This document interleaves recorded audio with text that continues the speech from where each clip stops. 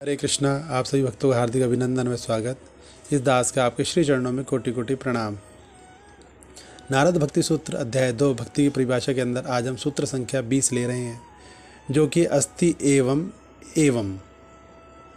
अनुवाद: वास्तव में भक्ति इनमें से प्रत्येक प्रकार में सत्य रूप में ही वर्णित है।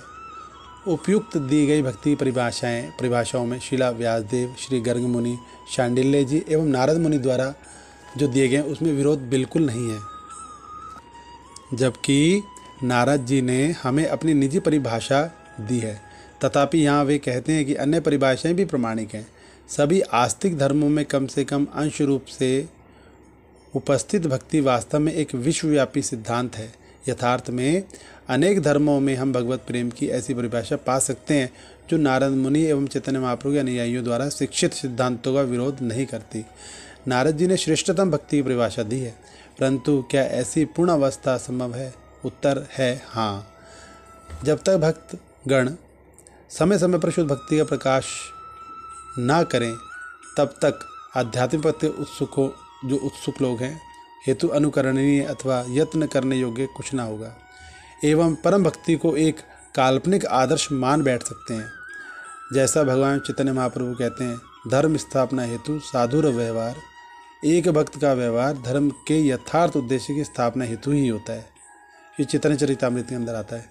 एक बार सनातन गोस्वामी जी ने चैतन्य महाप्रभु के स्थान पर मुकुंद सरस्वती नामक सन्यासी के प्रति समर्पण का ढोंग किया।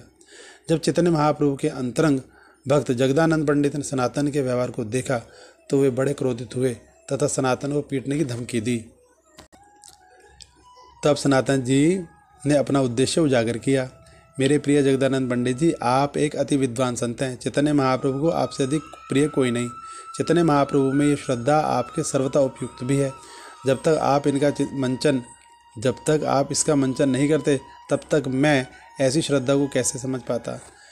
श्रीमद् अभय चरणारविंद भक्ति वेदांत स्वामी प्रभुपाद के जीवन में हमने पूर्ण आत्म समर्पण तथा अपनी समस्त क्रियाओं को भगवदार्पण का उदाहरण देखा है। श्रीला प्रभुपाद जी की पवित्रता उनका निजी मुद्दा नहीं था। उन्होंने स्वयं को भरपूर दिया एवं सहस्त्रों लोगों को कृष्ण भावनामृत में लाने हेतु वे शक्त्यावेशी थे। उनके अंदर भी शक्ति का आवेश था।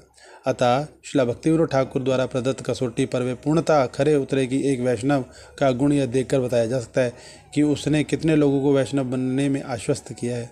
अपने व्यक्तिगत प्रचार द्वारा, अपने ग्रंथों द्वारा एवं उनके द्वारा सृष्ट एवं पालित कृष्ण भावनामृत आंदोलन द्वारा श्रीला प्रभुपाद ने एक ऐसे जीवन का दृष्टांत दिया जो कृष्ण की संतुष्टि के प्रति शुद्ध रूप में से समर्पित था। उनके कार्यों की शक्ति प्रवाहमान धरोहर है एवं भक्ति योग के पथ को ग्रहण करने में रुचि रखने वाले किसी भी व्यक्ति हेतु सुलभ है। अतः भूत, वर्तमान एवं भविष्य में शुद्ध भक्ति के उदाहरण मिलने में हम आश्वस्त हैं। यहाँ नारद कहते हैं कि उनके द्वारा उद्धृत प्रत्येक प्रामाणिक आचार्यों ने अपने निजी ढंग से भक्ति का वर्णन किया है, किंतु अगले सूत्र में नारद जी कहेंगे कि ब्रज की गोपियाँ भक्ति का दृष्टांत हैं। सूत्र 16 से 19 तक में दी गई भक्ति के संक्षिप्त परिभाषाओं के मध्य हम पाते हैं कि श्रीमद् नारद की अपनी परिभाषा गोपियों पर सबसे उपयुक्त बैठती है। अपने सब कर्मों को भगवान के अर्पण करना तथा उनके विस्मरण में परम व्याकुल होना, यही भक्ति है जो कि ब्रज गोपिकाओं को प्राप्त थी सहजता में। हरे कृष्ण।